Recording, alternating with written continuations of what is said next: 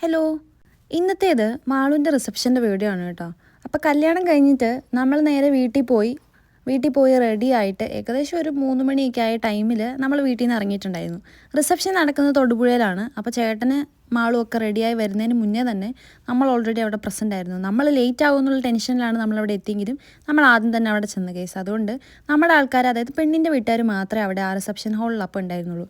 പിന്നെ മാളുവിനെ വിളിച്ചപ്പോഴാണെങ്കിൽ മാളു റെഡി ആകുന്നേ ഉള്ളൂ എന്നാണ് നമ്മുടെ അടുത്ത് പറഞ്ഞത്. അപ്പോൾ അവൾക്ക് ഡ്രസ്സൊക്കെ മാറാനാണെങ്കിലും റെഡി ആവാനാണെങ്കിലും അവൾ സ്വന്തമായിട്ടാണ് അവളുടെ റിസപ്ഷൻ്റെ മേക്കപ്പും ചെയ്യുന്നത്. അതുകൊണ്ട് അവളെ ആരെങ്കിലും സഹായിക്കാനുണ്ടാവുമോ, എന്നെപ്പോലെ ആരെങ്കിലും മാളുവിനെ നോക്കുമോ, അങ്ങനെയൊക്കെയുള്ള ടെൻഷൻസും അവളെങ്ങനെ റെഡിയായി വരും എന്നുള്ള അത് കാണാനുള്ള ക്യൂരിയോസിറ്റി എനിക്കുണ്ടായിരുന്നു കേസ്.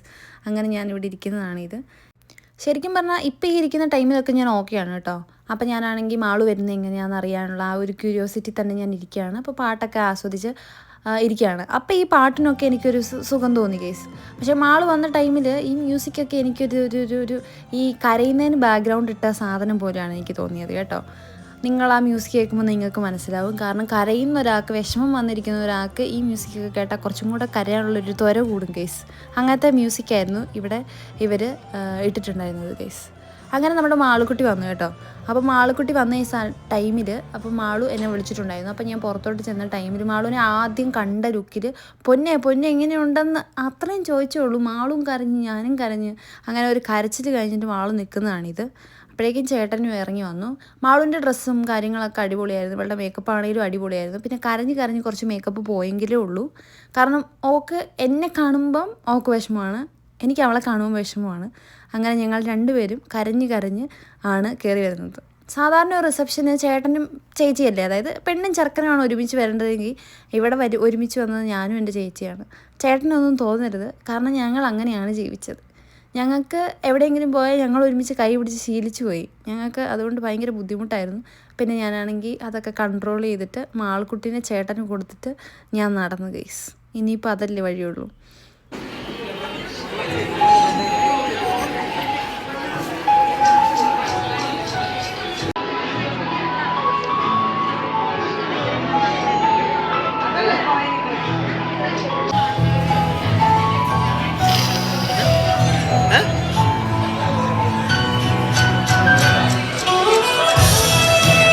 ഇന്നിപ്പോൾ ഈ വീഡിയോ കാണുമ്പോൾ ഞാൻ എന്തിനാണ് അത്രയും വിഷമിച്ചത്, എന്തിനാണ് കരഞ്ഞത്, അതുകൊണ്ട് കുറച്ച് ഫോട്ടോസും മിസ്സായില്ലേ, വീഡിയോയിലൊക്കെ ആണെങ്കിലും ഞങ്ങളുടെ ഫേസൊക്കെ കുറച്ച് ഭയങ്കര ഡള്ളായിട്ടല്ലേ, കരഞ്ഞു കൂവിയല്ലേ ഇരിക്കുന്നതെന്നൊക്കെ ഞാൻ ആലോചിക്കുന്നുണ്ട്.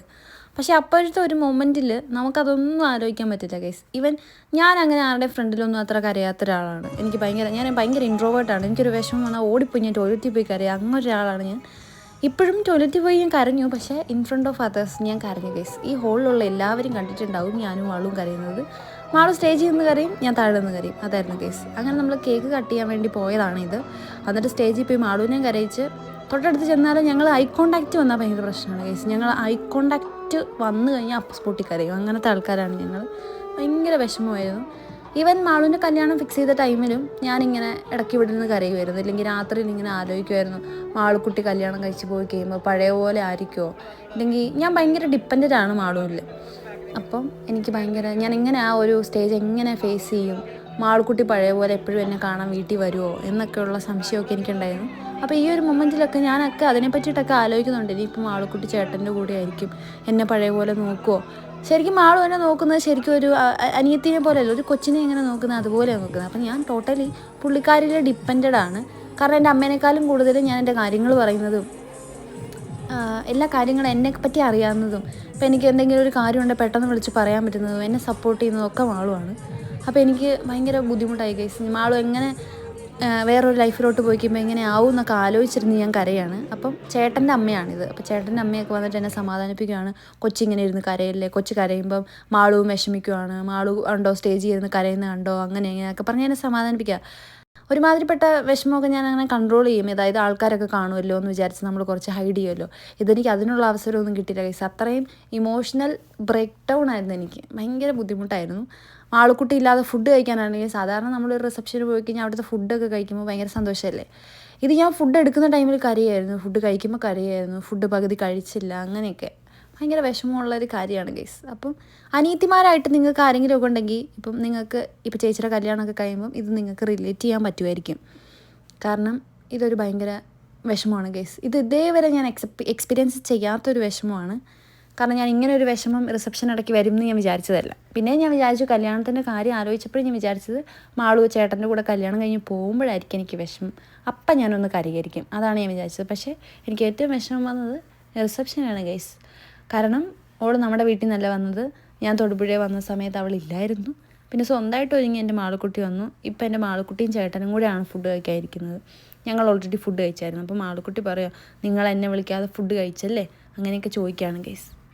സാധാരണ മാളും ഞാനും അടുത്തുണ്ടെങ്കിൽ ഞങ്ങൾ ഒരുമിച്ചായിരിക്കും ഫുഡ് കഴിക്കാറ്. എപ്പോഴും അങ്ങനെയാണ്. അതിപ്പോൾ വീട്ടിലാണെങ്കിലും പുറത്താണെങ്കിലും എവിടെ പോയാലും നമ്മളങ്ങനെ ഒറ്റയ്ക്ക് ഫുഡ് കഴിക്കാറില്ല. ഓൾ ഫുഡ് എടുത്തു കഴിഞ്ഞാൽ എനിക്കും കൂടെ എടുത്തുകൊണ്ട് വരാറുണ്ട്. അപ്പോൾ അതൊക്കെ കൊണ്ട് നമുക്ക് ഭയങ്കര ബുദ്ധിമുട്ടായിരുന്നു ഗൈസ്. പിന്നെ മാളുവിനെ വിഷമിക്കണ്ടല്ലോ എന്ന് ഓർത്ത് പിന്നെ ഞാൻ ലാസ്റ്റൊക്കെ ആയപ്പോഴത്തേക്കും കുറേയൊക്കെ കണ്ണീരൊക്കെ ഒപ്പി ഞാനിങ്ങനെ മാളുവിനെ സമാധാനിപ്പിക്കുക. ഇവരാണ് എൻ്റെ മെയിൻ വ്ളോഗർ. കാരണം ഈ ഒരു സമയത്തൊന്നും വീഡിയോ എടുക്കണമെന്ന് എനിക്കുണ്ടെങ്കിൽ പോലും എനിക്ക് അതിനുള്ളൊരു ഒരു ഇമോഷണലി ആ ഒരു സാധനം ഞാൻ പ്രിപ്പയർഡ് അല്ലായിരുന്നു ഗൈസ്. അതുകൊണ്ട് എൻ്റെ ഫോൺ പോലും ഓൻ്റെ കയ്യിലായിരുന്നു. പിന്നെ മാളുക്കുട്ടിയുടെ ഫോൺ എൻ്റെ കയ്യിലുണ്ടായിരുന്നു കേട്ടോ. മാളുവിൻ്റെ ഫോണാണ് ആകെ എൻ്റെ കയ്യിൽ അങ്ങനെ ഞാൻ വെച്ചത്. എൻ്റെ ഫോൺ ഏത് സമയവും ഈ കുഞ്ഞാവയുടെ കയ്യിലായിരുന്നു. അതുകൊണ്ട് ഇവനാണ് മെയിൻ വ്ളോഗർ കേട്ടോ ഇന്നത്തെ. മാളു സ്റ്റേജ് ചെയ്യുന്ന ടൈമിൽ മാളുവിൻ്റെ ഫോൺ ഇങ്ങനെ ജസ്റ്റ് ഒന്ന് ഓപ്പൺ ആക്കിയപ്പോഴാണ് ഞാൻ മാളുവിൻ്റെ വാൾപേപ്പറിൽ ഞാനും മാളുക്കുട്ടിയാണെന്ന് കാണുന്നത്. മുന്നേ എനിക്കിതറിയാം. മാളു കുറേ കൊല്ലങ്ങളായിട്ട് ഈ വാൾപേപ്പറാണ് മാളുക്കുട്ടിയുടെ. അപ്പോൾ ഇനിയിപ്പോൾ അതും കൂടെ കണ്ടപ്പോൾ എനിക്ക് ഭയങ്കര വിഷമമായ കേസ്. ഞാനിങ്ങനെ ആലോചിക്കുകയാണ്, ഇപ്പോൾ ഇനിയിപ്പോൾ ചേട്ടൻ്റെയും മാളുക്കുട്ടിയുടെ ഫോട്ടോ വരുമ്പോഴത്തേക്കും കുഞ്ഞിപ്പൻ്റെ ഫോട്ടോ മാറ്റുമോ എന്നൊക്കെയുള്ള ടെൻഷനൊക്കെ എനിക്ക് വന്നു. ടെൻഷനല്ല ഗൈസ്, വന്നാലും ഒന്നും കുഴപ്പമില്ല. മാളുവിൻ്റെ ചേട്ടനാണല്ലോ, അതായത് എൻ്റെ ചേട്ടനാണല്ലോ, എനിക്കത് പ്രശ്നമില്ല. പക്ഷേ എന്നാലും എനിക്കിത് കണ്ട് മാളുക്കുട്ടിയുടെ കല്യാണമായി, മാളുക്കുട്ടി ചേട്ടൻ്റെ കൂടെയാണ് ഇനിയിപ്പോൾ വീട്ടിലോട്ടൊക്കെ ഇനിയിപ്പം വല്ലപ്പോഴും അല്ലേ വരുള്ളൂ. മാളുക്കുട്ടിയുടെ വീട് തൊടുപുഴയാണെന്നൊക്കെയുള്ളൊരു സാധനം റിയാലിറ്റി അക്സെപ്റ്റ് ചെയ്യാൻ വേണ്ടിയിട്ട് ഭയങ്കരമായിട്ട് ഞാൻ സ്ട്രഗിൾ ചെയ്യുന്നൊരു മൊമെൻറ്റ്സ് ആയിരുന്നു ഇത്. അതുകൊണ്ട് പകുതി വീഡിയോയിലും നിങ്ങൾക്കിതുപോലെ കുറച്ച് കുറച്ച് കരയുന്ന മുഖങ്ങൾ കാണേണ്ടി വരും ഗൈസ്. പിന്നെ ലാസ്റ്റ് ആയപ്പോഴത്തേക്ക് ഞങ്ങൾ ഓക്കെ ആയി കേട്ടോ. ഞങ്ങൾ റിയാലിറ്റിയുമായിട്ട് സ്വരുമപ്പെട്ടു എന്ന് വേണം പറയാൻ വേണ്ടി. അങ്ങനെ ലാസ്റ്റ് ഇവരുടെ കുറച്ച് ഫോട്ടോസൊക്കെ എടുക്കാൻ വേണ്ടി നിൽക്കുന്നതാണ്. ഈ ടൈമിലാണ് ശരിക്കും ആൾക്കുട്ടി ഒന്ന് ചിരിച്ചൊക്കെ ഓക്കെ ആയത്. അപ്പോഴേക്കും റിസപ്ഷൻ ഏകദേശം കഴിയാറായിട്ടുണ്ടായിരുന്നു ഗൈസ്. അങ്ങനെ നമ്മൾ അവിടെ നിന്ന് ഇറങ്ങാൻ വേണ്ടി നിൽക്കുന്നതാണിത്. അപ്പോൾ ലാസ്റ്റായിട്ട് മാളിനോട് ബൈ പറയാൻ വേണ്ടി നിൽക്കുന്നതാണ് ഗൈസ് ഇത്.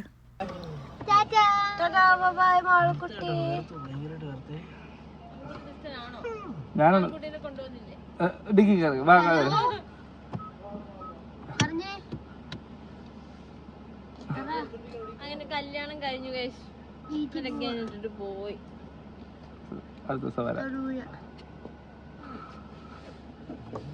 സീറ്റ് ബെൽറ്റ് ഇടുവാണോ? ഞാൻ പോകുന്ന വിഷമല്ല, സീറ്റ് ബെൽറ്റ് ഇടാൻ. കുഞ്ഞിപ്പണ്ട് സീറ്റ് ബെൽറ്റ് ഇട്ടോ? ഇല്ല, ഇട. വീഡിയോ കട്ട് ചെയ്യണ്ടേ?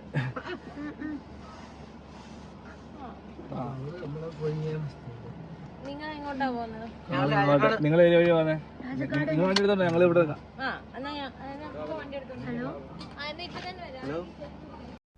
അങ്ങനെ മാളുക്കുട്ടി അവിടെ സെറ്റായി ഗേസ്. അങ്ങനെ മാളുക്കുട്ടി അങ്ങനെ പോയി. ഞങ്ങൾ അവിടുന്ന് പോന്നു ഗേസ്. രാത്രിയായി നമ്മൾ അവിടുന്ന് പോരുന്നപ്പോൾ തന്നെ. പിന്നെ നമ്മൾ വെളുപ്പിനായി വീട്ടിലെത്തിയപ്പം. അതുകൊണ്ട് പിന്നീടുള്ള വീഡിയോസൊന്നും ഇല്ല ഗേസ്. കാരണം എൻ്റെ കയ്യിലായിരുന്നു ഫോണിൽ ഉണ്ടായിരുന്നത്. അങ്ങനെ വീഡിയോ ഒന്നും എടുത്തില്ല. ഇത് പിറ്റേ ദിവസത്തെ വീഡിയോ ആണ് കേട്ടോ. അപ്പോൾ നമ്മുടെ മാമനും മാമിയും കുഞ്ഞാളും അപ്പുവും ഒക്കെ അവർ പോകാൻ വേണ്ടി റെഡിയായി നിൽക്കുന്നതാണ് കേട്ടോ. അപ്പോൾ ഇവരെല്ലാവരും കൂടെ പോയി കഴിഞ്ഞിട്ടുണ്ട് നമ്മുടെ കല്യാണ വീട്ടിൽ. പിന്നെ ആരുമില്ല ഗേസ്. ഇവർ കുറച്ച് ദിവസം നിൽക്കുമായിരുന്നു, നല്ലതായിരുന്നു ഗേസ്. പക്ഷേ ഇവർക്ക് ജോലിയൊക്കെ ഉള്ള കാരണം അവർ പോയി. അങ്ങനെ ഇതേ മാമിക്ക് പോകാൻ തിടുക്കമായിട്ട് മാമി പോയി നിൽക്കുന്നതാണ് ഗേസ്. അങ്ങനെ എല്ലാവരും പോയി ഗേസ്. പിന്നെ ഇവനെ കണ്ടോ ഗേസ്? ഇപ്രാവശ്യം ഞാൻ ചെന്നപ്പോൾ പരിചയപ്പെട്ടതാ. ഇവൻ വന്നിട്ട് ഇത് ആദ്യത്തെ തവണയാണ് ഇവനെ കണ്ടത് കേട്ടോ. ഇപ്രാവശ്യം ഞാൻ വീട്ടിൽ ചെന്നപ്പോഴാണ് ഇവനെ കാണുന്നത്. ഇവൻ്റെ പേര് ലക്കി ഗൈസ്.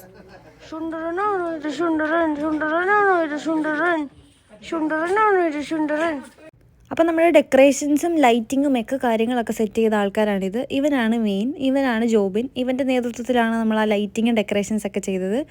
നമ്മുടെ കല്യാണത്തലേന്നിൻ്റെ വീഡിയോ കണ്ടവർക്കും അതുപോലെ ആ കല്യാണത്തലേന്നിൻ്റെ ഫംഗ്ഷൻ അറ്റൻഡ് ചെയ്തവർക്കും അറിയാം ആ ലൈറ്റിങ് എത്ര അടിപൊളിയായിരുന്നു എന്ന്. അപ്പോൾ അങ്ങനെയുള്ള ലൈറ്റ്സും അതുപോലെ ഡെക്കറേഷൻസിൻ്റെ കാര്യങ്ങൾക്കൊക്കെ നിങ്ങൾക്ക് ഇവരെ കോൺടാക്ട് ചെയ്യാം.